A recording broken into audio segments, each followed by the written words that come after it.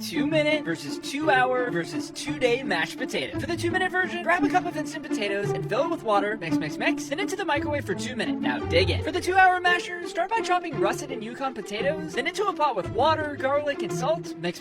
Now boil these for 15 minutes before smashing them all up, and in a cup add milk, butter, and salt. Microwave for 30 seconds, then pour this on your potatoes, one more mix, now devour. For the 2-day potatoes, start by adding cream, rosemary, and sage, mix.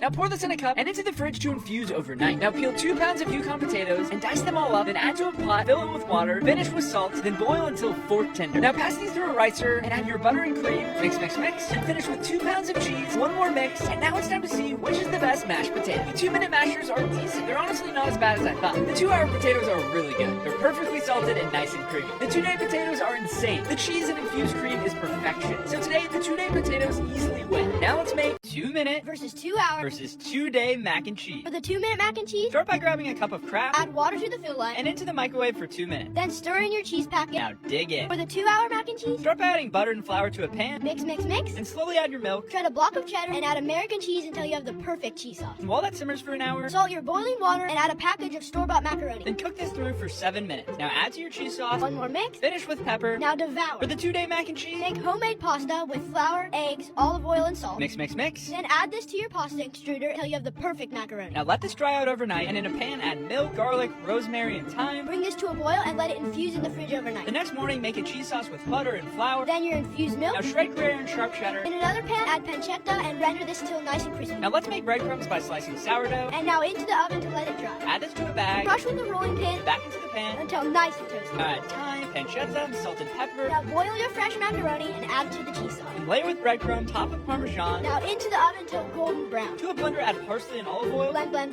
Pass it through a cheesecloth. Plate your macaroni and finish with herb oil. And now it's time to see which is the best mac and cheese. The 2-minute mac and cheese was okay. I guess it's fine if you're in a hurry. The 2-hour mac and cheese was insane. Perfectly creamy and absolutely delicious. The 2-day mac and cheese was on a different level. The breadcrumbs and herb oil were a nice touch. So today, The 2-day mac and cheese wins. now let's make